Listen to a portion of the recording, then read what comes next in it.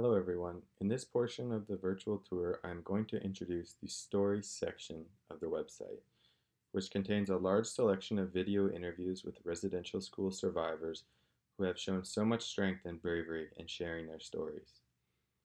This collection of stories has been drawn from the Our Stories, Our Strength video collection produced by the Legacy of Hope Foundation. I wanted to share with you all a quote on this page from the Legacy of Hope Foundation, which I think is very powerful. We are grateful to the men and women who have shared their personal and often painful accounts of their experiences of residential school and its legacy. It is by sharing these truths that we can all continue to work toward understanding and healing. I would now like to share with you a portion of one of these stories. This story is told by Lucille Mattess of the Tlasden Nation. Lucille is from a small community called Binche Ko, which is northwest of Prince George in British Columbia. Unfortunately, the full interview is too long to share in a short presentation. However, I would encourage you to finish watching it and explore more of the stories on your own time. I would also like to warn you that some of the content in these stories can be disturbing. However, it is important to know the truth from those who have experienced the trauma caused by residential schools firsthand. Is just getting you to say your name and spelling it for us, please. Okay, I'm Lucille Mattess, Lucille Mattess. I'm from the Tlasden Nation. Can you spell it? TL, AZTEN, Tlasden Nation. And that's in the area of northwest of Prince George. I'm from a small community called Binche Ko, BINCHEKEYOH.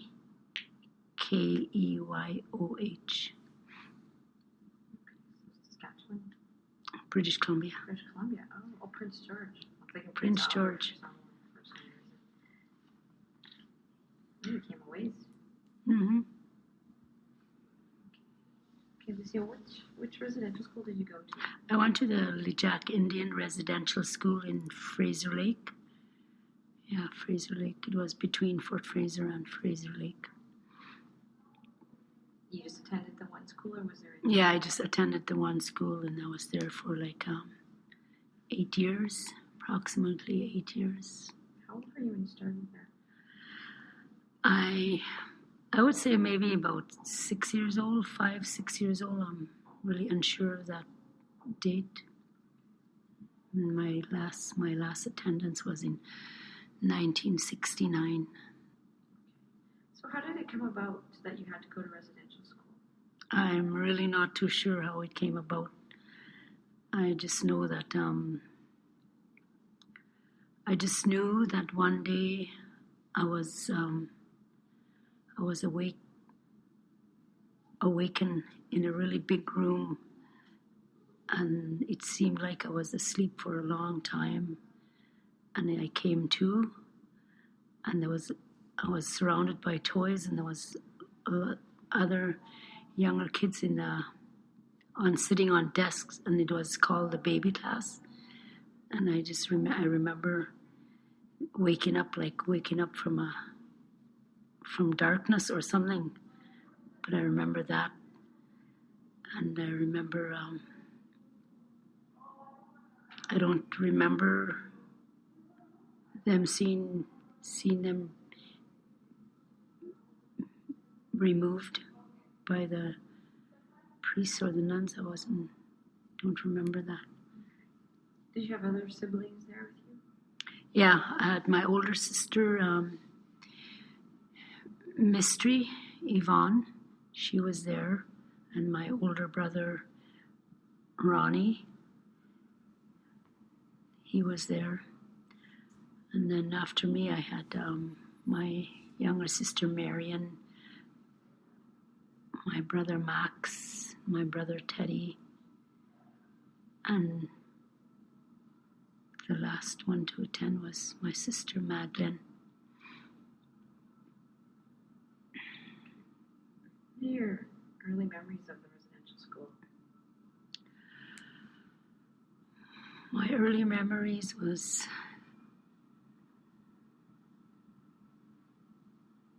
the one thing that I know that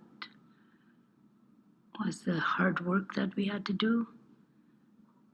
The hard work and the lining up, the structured lifestyle was what I remembered a lot. And just making sure that you were up in the morning early. You know, they clap your hands to wake you up. Clap your hands to wake you up, and then you had to finish right on time for your next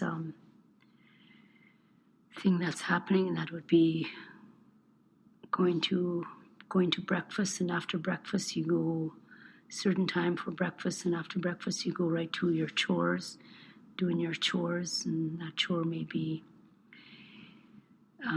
cleaning the bathroom toilets and the floors, sweeping the floors, and it was a daily structure. And then after you have to go and get dressed again for your classrooms, and then after certain certain hours, then you had a break, a recess break. It was all about line up, dress up, go to the bathroom certain time. It was just all structured, and so I've never ever remember making any decisions of my own. Like, it was like I was kind of like programmed. Yeah. What was your relationship like with your siblings while you were there? My relationship with my siblings was we were separate. My older sister, she was in a senior, always ahead of me. So I would be in a high dorm. That would be small dorm. The high dorm would be called small dorm, and she would be in intermediate. And when I went into the intermediate, she was in senior. And my brothers, I never saw them, and they were separated too. And there was always, like there too, the oldest one was always ahead of the youngest one. So we're always separated, and I never had any contact with them, just like across the hallway. You try and spot them, or they try and spot us. And then, but you never knew what was going on with them or what they were doing. And then my younger siblings we would never be with them because there would be their own activities. And my older sister would be doing her own activities. So there was no bonding. There's no emotional bonding or any kind of relationship that would maintain that bonding. Did you go home during the summer or holidays? Were you allowed to go home?